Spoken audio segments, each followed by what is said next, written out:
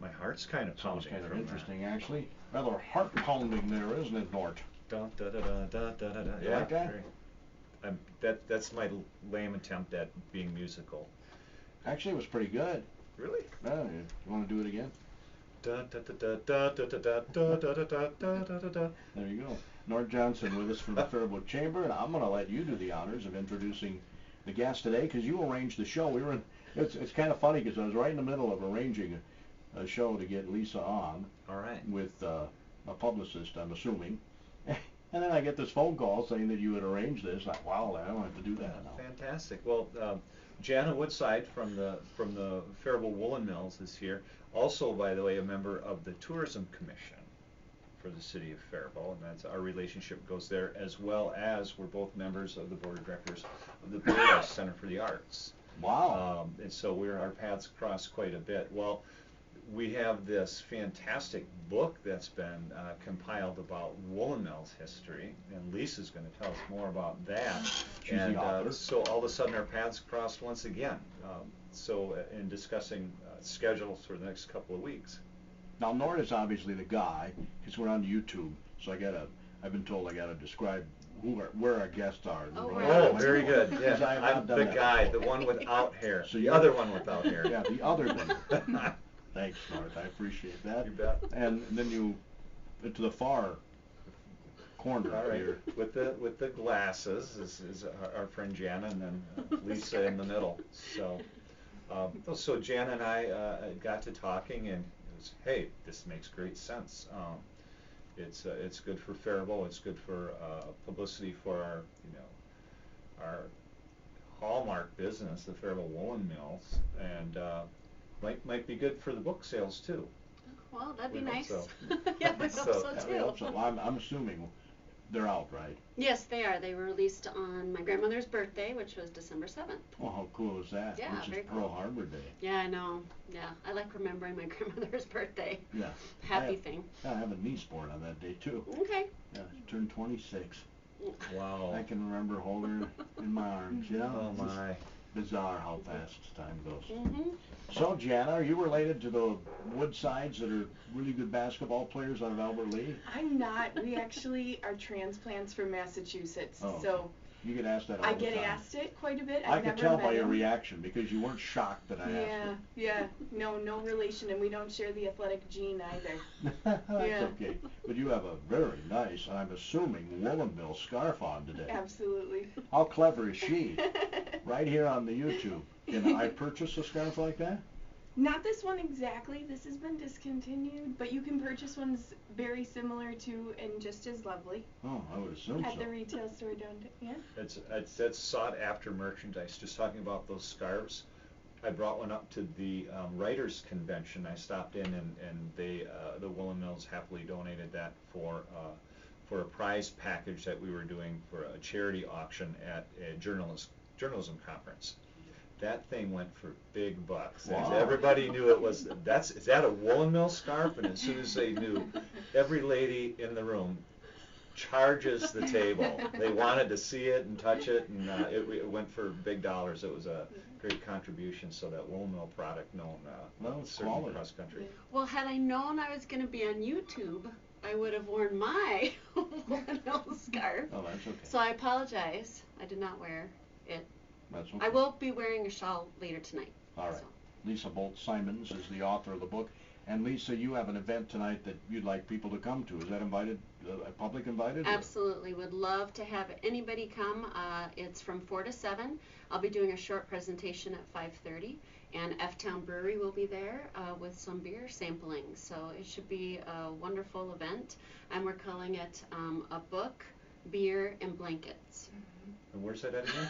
Is at the Faribault Woolen Mill. At the Woolen Mill. Yeah. Book, beer, blankets. Yeah. Well, let's see. We're known for beans, blankets, books now. Blue cheese.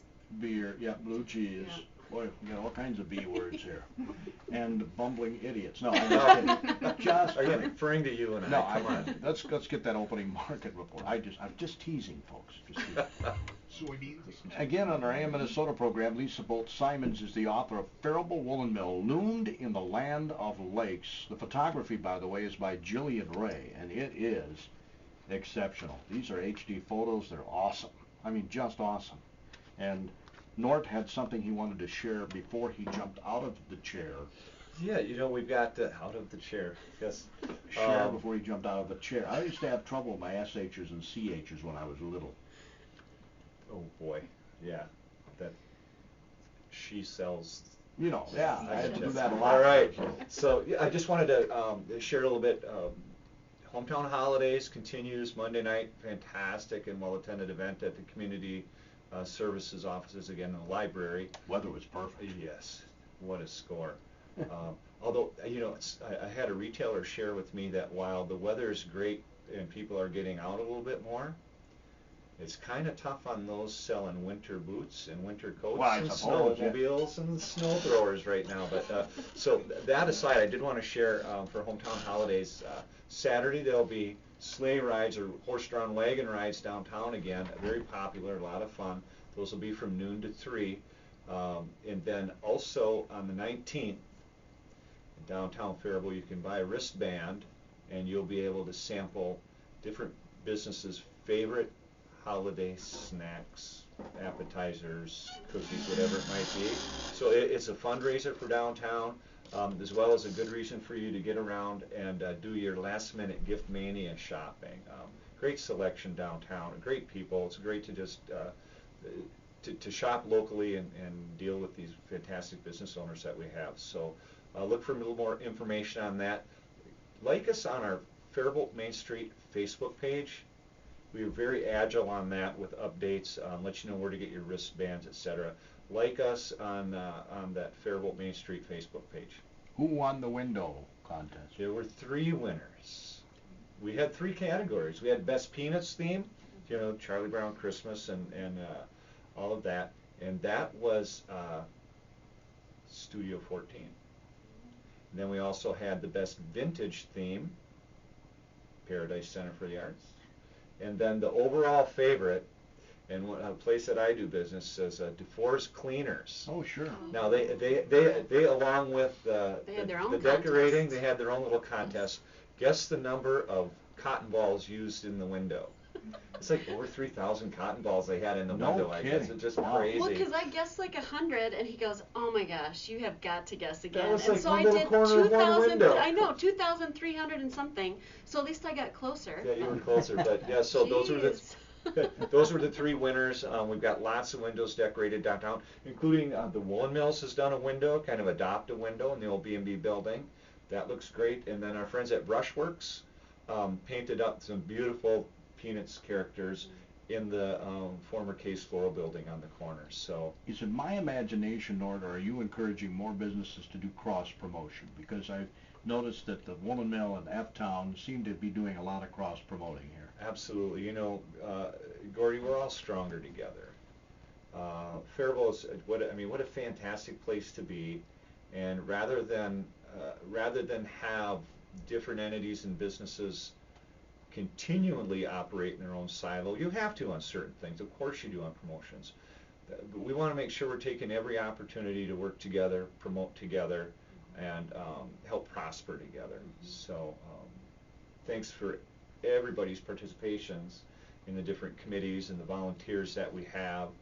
And thanks to everybody working hard at having harmonious relationships between the organizations and between businesses, whether they're right in the Main Street district or not. We're all Faribault. Mm-hmm. Have you read this book yet? Not yet. I mean, it just came out. It did just come out. So I was lucky to get a copy before it came out. And it is awesome.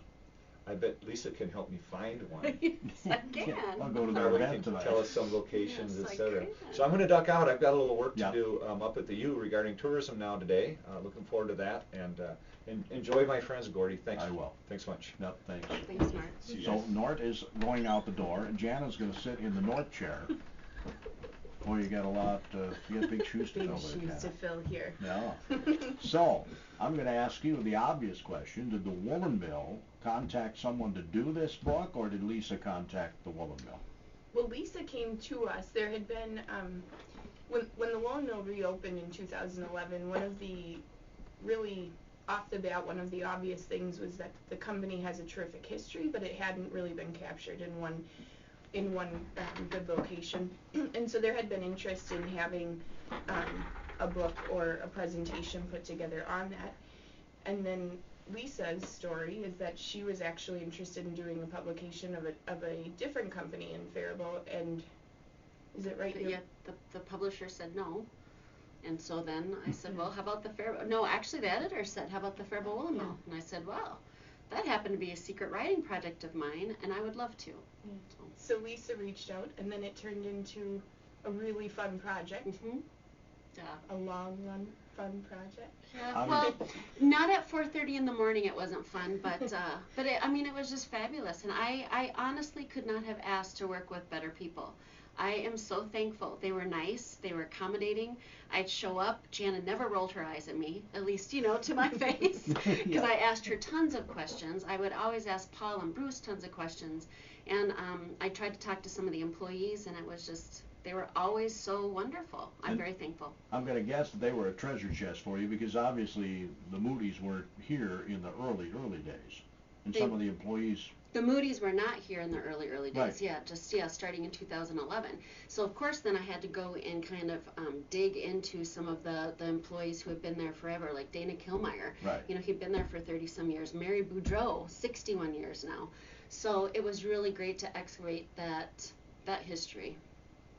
One of my roles with the Woolen Mill is helping provide the public tours, and so I've become pretty knowledgeable about the history of the mill in the 4 years working there. But I also got an early copy of the book, and I haven't finished, but I've been reading, and I'm learning so much through the research that Lisa's done. So there's definitely just an amazing amount of information, and we're so fortunate that Lisa took on the task to put that all together, pull that together.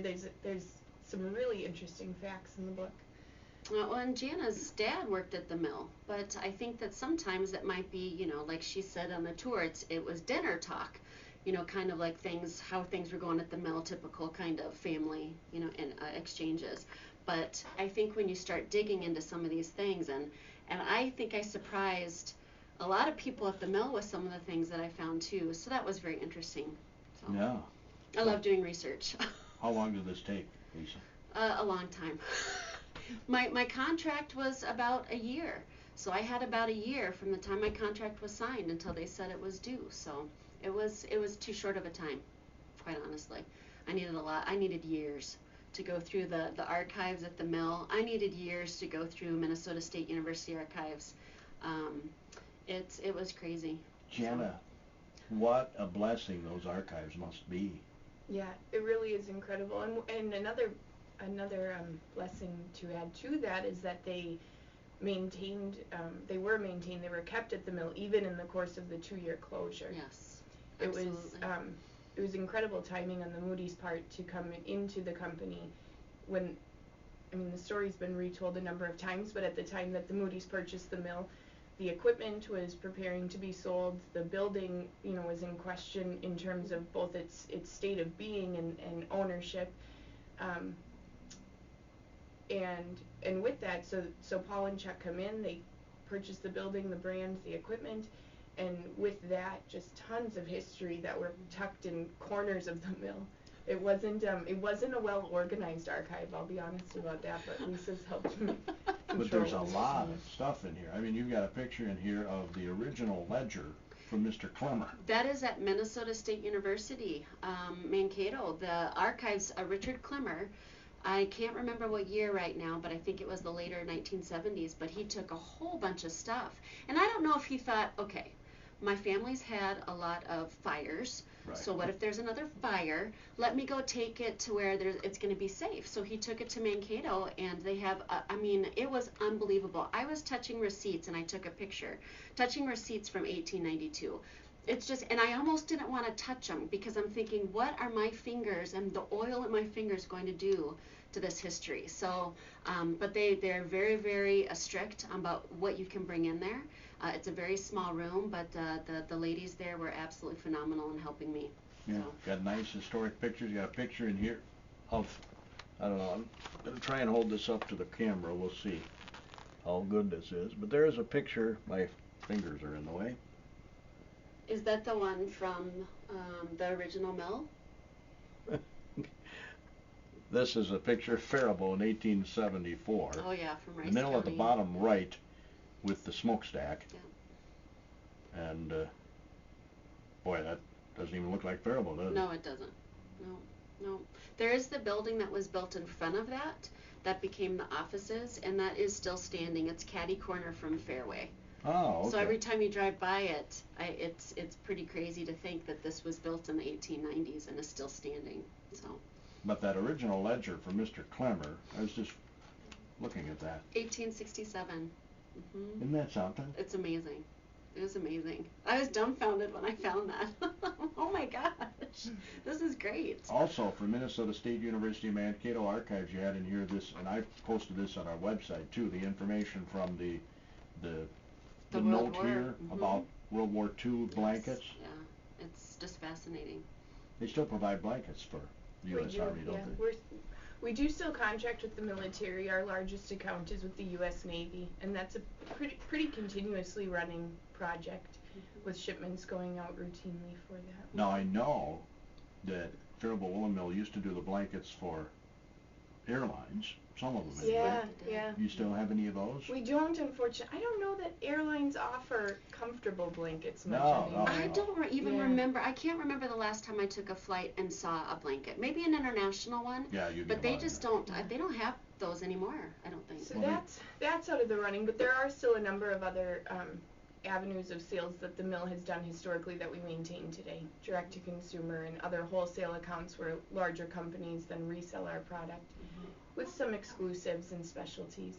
Target, for instance, the last 2 years over the holiday season has done a Target.com launch with Faribault, West Elm, Nordstrom's.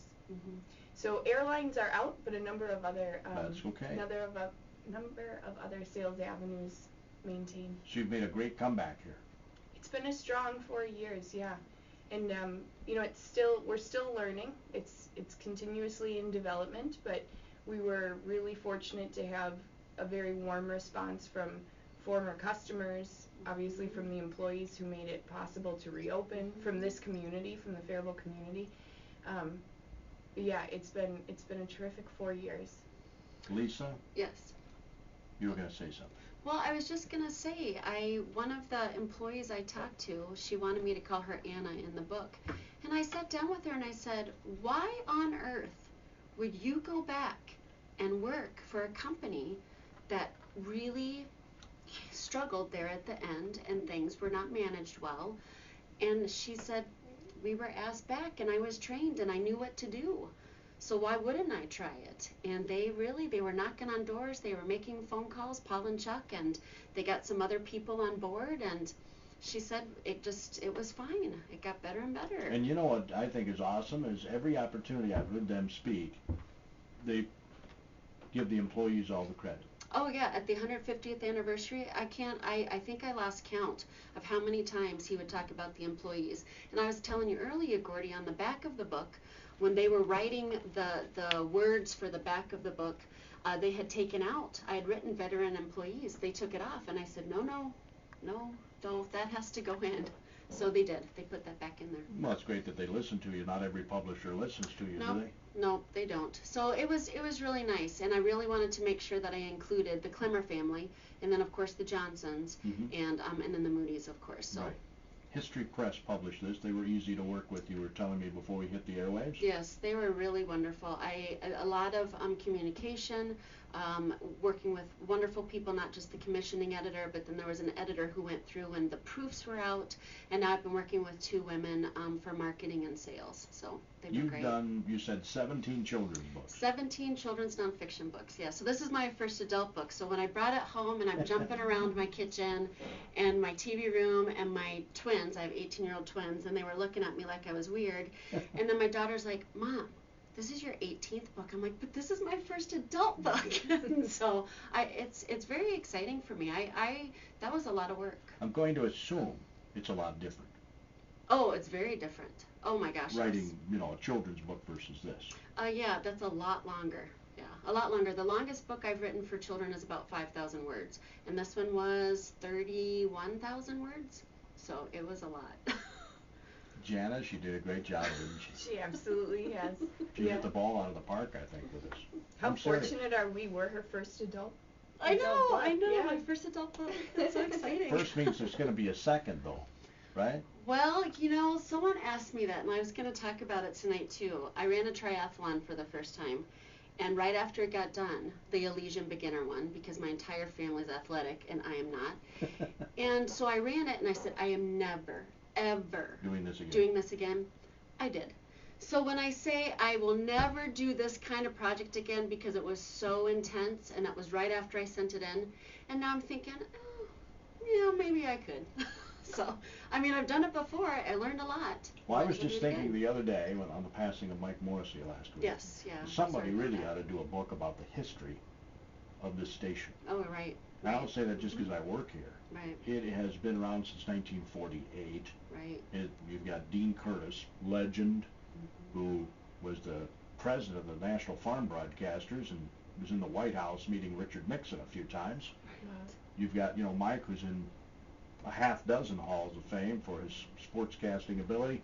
You have, I mean, I could name a number of other people. We got a couple people in the Country Music Hall of Fame, so rich history here at the station. And that's what's great about the History Press, because they really pick up on these local stories, and they love stories like that. So, you know, that's something that a proposal can go to them, and then the editorial board will decide if they really feel. And it's not that it's not worthy, I think, but publishers do want to sell books. Well, of course they do. So, yeah. So. But that's another thing, though. I mean, this is a regional station. Lots of people listen to KDHL. Correct. How's that for a plug for the station, huh?